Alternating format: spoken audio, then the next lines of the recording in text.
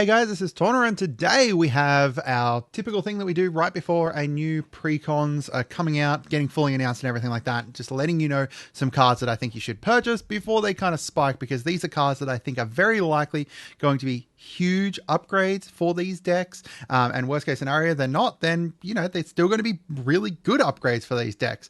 There is a number of different cards that have been shown already for the Final Fantasy decks, so we can kind of make some easy bets as to what is going to be great upgrades in them. For a start, you know, anything that's got a magic multiverse name, like any legendaries from that, not going to be great.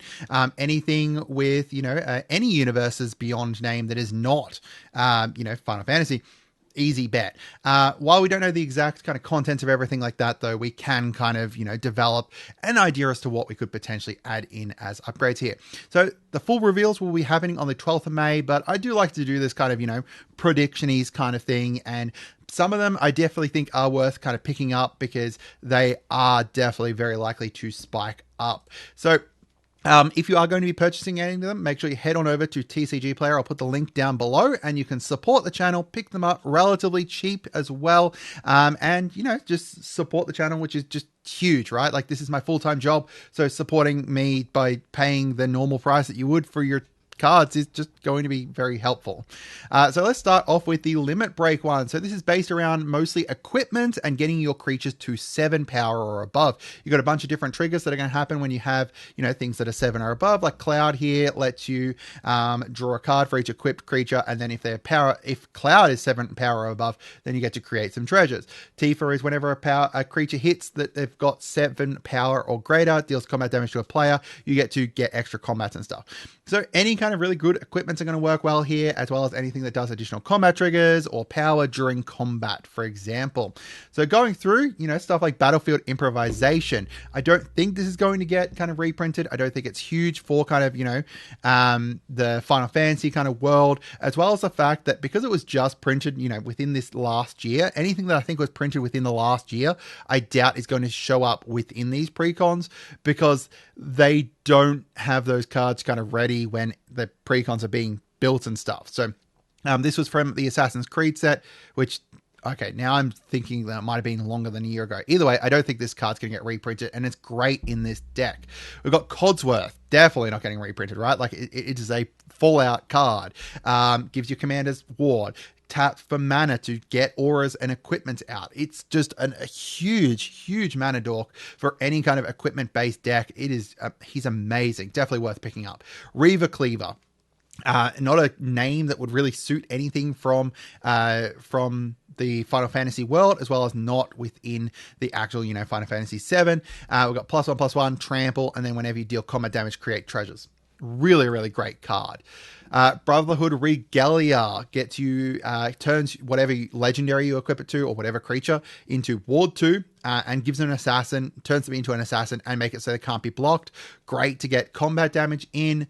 We've got Excalibur, Sword of Eden. You know, chances that gets reprinted are very low. And it costs less based off the mana value of any historic permanents you've got. So any artifacts or legendaries are going to count towards that. You're going to have artifacts in here. They're swords, they're equipments, right? You're going to have legendaries in here. You've got Cloud, you've got Tifa, you've got any kind of other legendaries that show up here. Gives that equipped creature +10/+0 and vigilance. Again, huge bonus there. We've got Unnatural Growth at the beginning of each combat, double the power and toughness. That's going to easily allow you to get up to that 7 there. Again, don't think it's going to get reprinted here, and would be huge in this deck. We've got Windcrag Siege, only recently printed within the, you know, Dragonstorm no, it wasn't the precon, it was just the normal set. But it's going to double any attack triggers here, which means it doubles what Cloud does. And if there's any other, you know, attack triggers within here, it's going to double those. Worst case, you know, there's not a huge amount of attack triggers in here. This card's still going to be huge for, you know, a whole bunch of different decks, as well as the fact that it lets you create some goblins as potential blockers in case you kind of swing out and you don't have vigilance too. We've got Bureau Headmaster here, gives equipment spells cost 1 less, and equipment abilities cost 1 less. Great card, was only found within the Assassin's Creed starter kit, so very unlikely to kind of, you know, have a huge amount of supply or anything like that. It's worth kind of picking up those starter kits, to be honest, to get these, I think, and going for a decent amount, and a really great card in my opinion. We've got Hexplate Wall Breaker. It's not going to get reprinted because it's just got that 4 Mirrodin there. It gives +2/+2, and then also equipped creature attacks is going to make it so you have an additional combat phase, which is great when you've got huge creatures swinging in, right? And then we've got Embercleave. Attacks. Whenever you attack, you're going to be able to cast this. It costs 1 less for each attacking creature you control. And then when it enters attached to a creature, gives it +1/+1, double strike, and trample. Can catch things off guard really, really easily. It's, got an in-universe, Magic Universe in the Magic Multiverse name. So, it's not going to likely get reprinted or anything, especially because it's a legendary. And it's a really great card too. And then we've got Chishiro, the Shattered Blade here. Makes it so you get to create spirits whenever you cast an equipment, and then put +1s onto each modified creature. Each creature with an equipment is modified, so you get to buff up your creatures at the beginning of each end step too. All kind of great cards, not very likely to see reprints there. We've got Y'shtola Knight's Bless. Now, I don't know if I'm crazy or not, but I was thinking before about the actual name of this deck, right? It's Scions and Spellcraft. Now, I know that Scions are a thing within the Final Fantasy world, within Final Fantasy 14. From what I know, they're like a good Illuminati. Thanks to Jack John Jackson for giving me the quickest rundown of that. However, from cards that we've seen, that Scions could potentially have a secondary kind of meaning there where you've got tokens and stuff as well, right? Like there's potentially a token sub-theme within here. 2 of the 3 cards so far that we've seen have that. We've got a creature that buffs up your tokens. That's huge. It's going to be based around playing non-creature spells to burn your opponents. Control-based deck as well. Specifically cares about the mana value, not the mana that you spend on things, right? Like Y'shtola just cares about if you cast something mana value 3 or greater. Graha here just cares about mana value, whatever the mana value of the spell is, right? So reducing the cost of spells instantly just makes more value from them. So stuff like Quantum Misalignment is great here because it is something that's, quite expensive, costs 5, but it's going to do huge value here, especially if you do copy someone like Y'shtola, because now you're going to be able to copy her twice because it's got rebound as well. And then you're going to have these 3 copies of her that are all burning opponents whenever you cast big spells. We've got Ink Shield. Great non-combat thing, great control, gets you a huge board as well, potentially, as well as the fact that, it's got a high mana value too.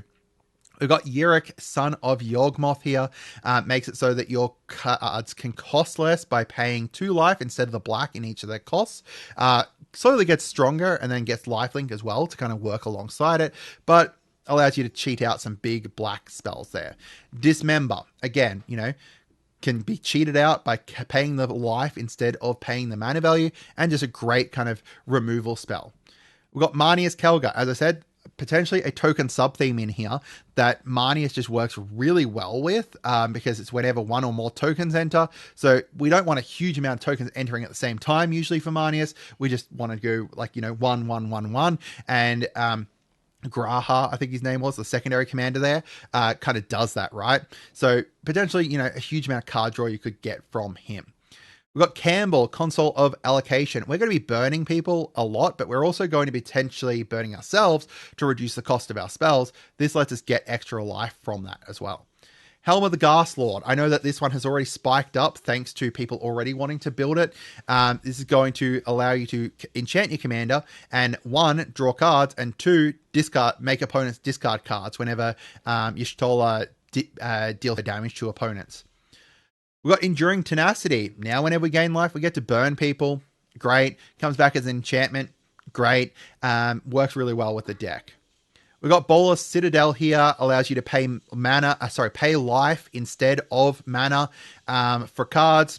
Again, cheat things out. Paying life instead means that we can burn people and then get that life coming back to us as well.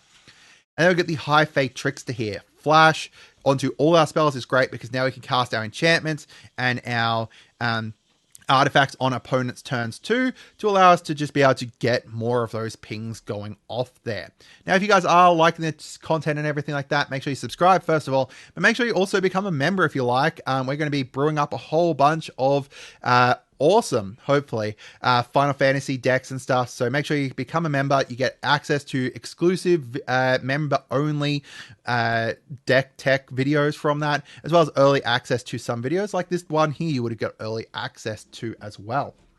All right, next up, we've got the Revival Trance deck. So this is based around filling your graveyard with, most likely legendary creatures, but just any creatures, and then reviving your fallen heroes, so bringing them back, reanimation as well.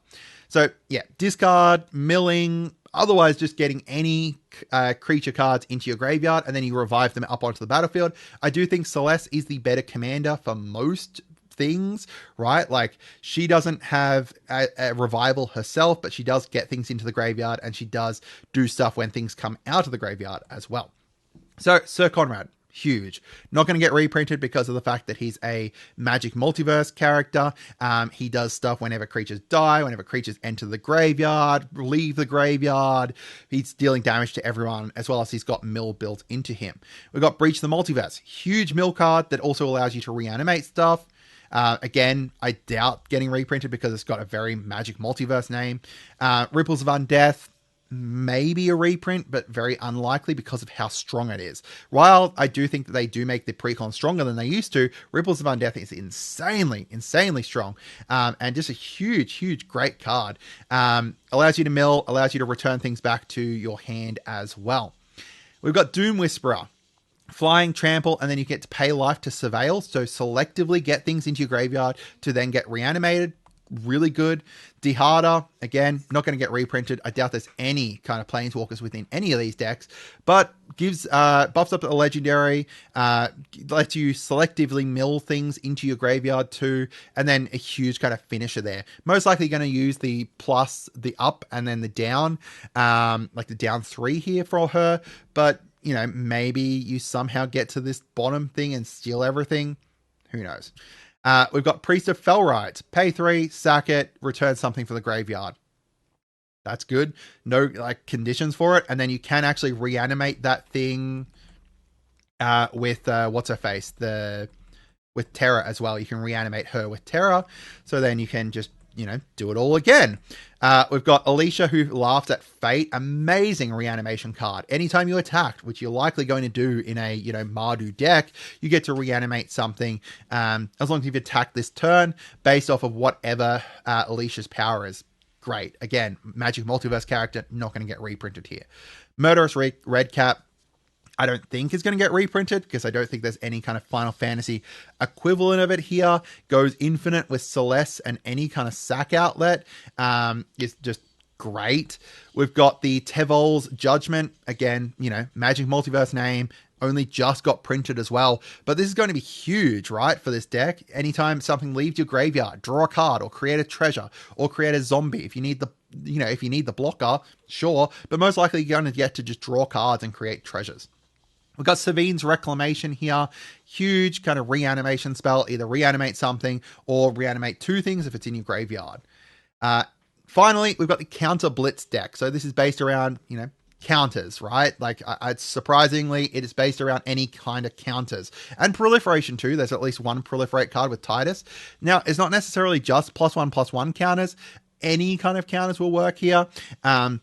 I actually forgot to include a card onto this. I've just now realized that I forgot to, which is a card that I literally just bought for this deck yesterday, because it does go infinite with Yuna to create an infinite, huge creature. And that card is Freed from the Real, which is this one here. I'm going to bring it up here. This one here, huge card in this, because it's just pay blue, untap enchanted creature. Because Yuna creates mana that can be spent on anything, you can just infinitely do that, and then boom, create something with infinite +1/+1 counters on it.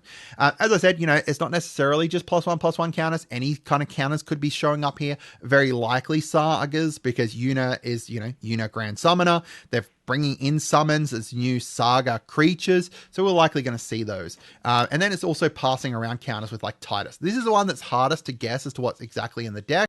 All right, moving on to these, we've got Falco Spira Pact Weaver. Now you can get rid of 1 counter from any creature to be able to play the top card of your deck. great. I really like it. You know, you could use a +1 counter. You could use any other kind of counter. It's going to work well here. I doubt there's finality counters in this deck, but if there is, boom, that's going to be good to get rid of those. But either way, you know, getting to play the top card of your deck is honestly pretty decent. And, you know, Falco's a flying trample 3/3. You can buff him up and be huge. We've got Danny Pink. Whenever a creature gets a one or more counters is put onto a creature for the first time each turn, draw a card. You're going to get to draw so many cards because that just essentially goes on each of your creatures, right? You get to draw cards. It's very similar to the bird that got banned from Modern Horizons 3 that I'm thinking I can't remember the name of at the moment. Anyway, someone will tell me what the name of it is. Either way, it's huge. You're going to get to draw so many cards with Pat Danny. We got Herald of the Secret Streams. Now, very likely there is +1/+1 counters in here. We actually know that there is because Yuna has them. But either way, you know, making it so they can't be blocked is great. We've got Denry Klin, Editor-in-Chief. So when Denry enters, they're going to get a +1/+1 first strike and vigilance or vigilance counter. And then whenever a non-token creature enters, if Denry has counters on it, you get to put the same number and kind of counters on that creature. So you buff up Denry with, like, you know, +1/+1s, your whatever other counters, and then boom, a creature comes in. All of those counters get to go onto that thing too. We've got Dreamtide Whale. Now whenever a player casts their second spell each turn, proliferate. And you can proliferate this vanishing so it sticks around for longer. That's huge, right? Like, you're going to get so much proliferation there. Mutational Advantage now. All creatures you control with counters on them get hexproof and indestructible until end of turn. And then you prevent all damage that would be dealt to those. And then proliferate as well.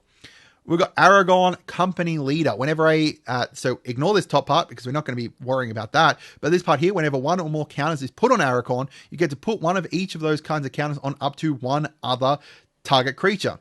Now, something comes in. You get a shield counter. You put a shield counter on Aragon. Aragon puts a shield counter on a different creature. Or if you proliferate, that is putting counters onto things. Now, yeah, it's great. Tekathul, Inquiry Dominus. Now all of your proliferations proliferate twice. That's great, right? Like, yeah, it's huge. Repulsive Mutation. I really think that this card was overlooked when MKM came out. Worst case scenario, it is a pay green, blue, and counter something as long as you've got a strong creature. Best case, you counter something, you also pay the X and put huge amount of counters onto a whole bunch of, onto a creature and make it just huge, right? We've got the Sixth Doctor finally here. Whenever you cast a historic spell, you get to copy it, except the copy isn't legendary. That's all your legendaries, all your artifacts, and all your sagas. There is easily going to be a huge amount of those within this deck. At least legendaries, right? Like, you know, this is Final Fantasy. There's going to be a bunch of legendaries. But even copying sagas, if sagas are potentially in here, really, really good. You know, yeah, I think that the Sixth Doctor is going to be great here. So let me know what you guys think. I hope you guys had a wonderful day, and goodbye.